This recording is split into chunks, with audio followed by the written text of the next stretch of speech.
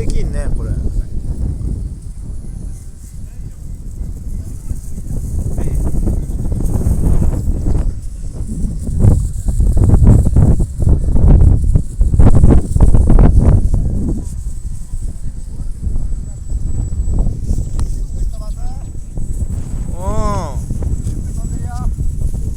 ゆっくり近く飛ばして。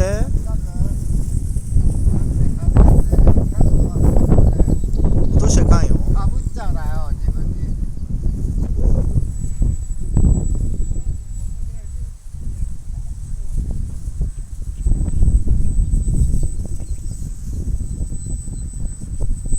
どうだ自分に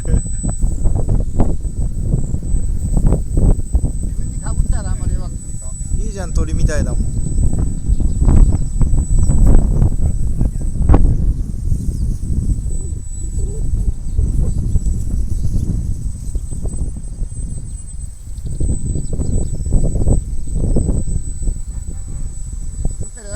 うん、多分。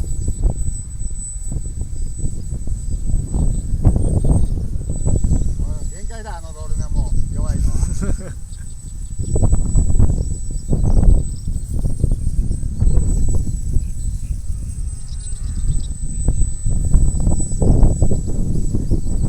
風が強いからね、弱く飛ばす。